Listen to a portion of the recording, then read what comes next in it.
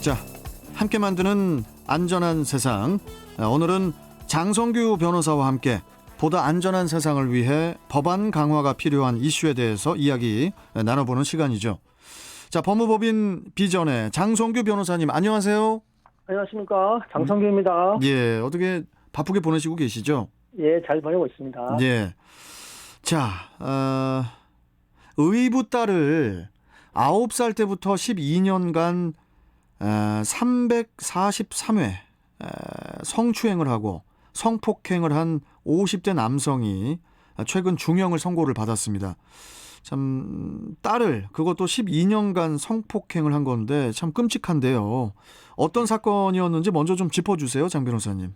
예, 그 지난달 27일 무렵에 그 전주지방법원에서 말씀하셨던 50대 남성에 대한 1심 판결 선고가 있었습니다. 1심이요? 그 사건은 예, 세상에 대한 끔찍한 사건인데요.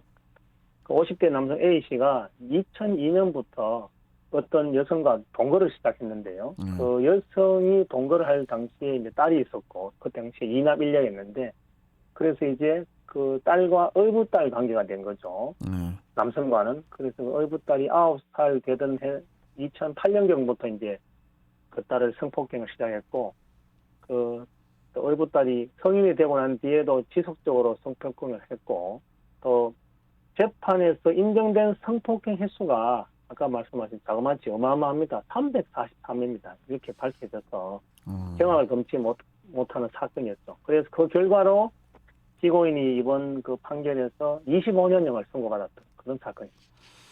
이 친부녀 사이는 아니고 네. 피해자가 이제 의붓 딸이고 또 가해자는 의붓 아버지라는 건데 그것이 이제 이 사건에서 어떻게 적용이 되는 건가요? 예, 일반적인 강간보다 더 이제 신분에 의한, 그러니까 친족관계에 의한 강간을 더 엄하게 처벌하죠. 그래서 성폭행특별법에서 이제 친족관계에 의한 강간이라는 죄명을 따로 두고 있습니다. 그래서 피해자가 친족관계인 경우는 더 7년 이상, 하한이 7년 이상인데요. 그 규정에서 말하는 친족은 그 혈족도 당연히 포함되고 인척, 그다음에 동거하는 친족, 사실상의 관계에 의한 친족도 친족 관계에 해당하는 것을 봅니다. 예. 이 사건에서는 이제 피고인이 피해자의 엄마와 이제 동거 관계를 지속했고, 피고인은 계부, 의붓 아버지죠. 그 계부로서 이제 피해자와는 사실상의 관계에 의한 친족으로 이제 평가되어서 그런 법률을 적용받았던 것을 보입니다. 의붓 딸은 그 2차례에 걸쳐서 임신과 낙태를 반복해야 했다고 하던데, 네. 자, 그런데 왜 강하게 그 의붓 아빠를 저지를 하거나 신고하지 않았던 건지, 뭐 아빠가 무서워서였던 건지, 아니면은 뭐 각종 협박을 했던 건지 궁금합니다. 예, 뭐 예상되는 사건 같은데요. 소녀는 이제 성인이 될 때까지도 사실상 핍박에 불리해서 완전히 갇혀 있었던 거죠. 그 계부가 뭐 온갖 방법, 가전 방법을 동원한 협박을 하기도 하고 폭행도 하기도 하고. 아이고, 입에 담기도 어렵지만 그 뭐 가족을 모두 죽이겠다. 또 내 말대로 안 하면 여동생을 너 대신에 여동생 폭행하겠다. 그 후에 태어난 여동생들이 있었어요. 그 여동생들을 성폭행하겠다. 이렇게 해서 완전히 피해자를 꼼짝달싹 못하게 한 거죠. 그리고 또 더 과학한 것은 이 의붓딸이 성인이 되고 난 뒤에도 스마트폰에 위치 추적 앱을 깔아가지고 감시까지 했다고 해서 이 피해자가 거부할 수 없는 사항을 계속적으로 만들었던 것으로 이렇게 보입니다.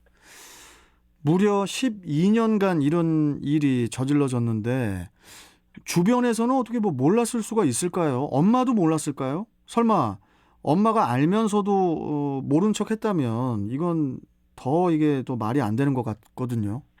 예, 맞습니다. 저도 이 친모의 태도가 좀 궁금했는데요. 네. 그 친모의 태도와 관련해서 판결문에서 일부 기재가 있었습니다. 그걸 보니까 피해자의 친모는 아무런 보호처가 되지 못했고, 그다음 이를 방관했다라는 것으로 이제 평가했거든요.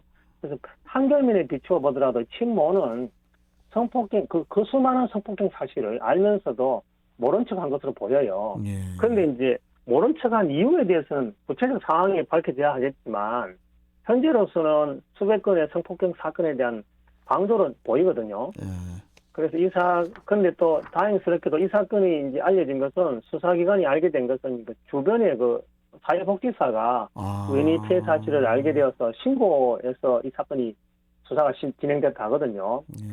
그래서 남인 사회복지사도 피해 사실을 우연히 알게 되어서 신고하는데 그러니까. 옆에 곁에 있던 그 친모가 그동안 도대체 뭐 했는지 진짜 도무지 이해할 수 없습니다.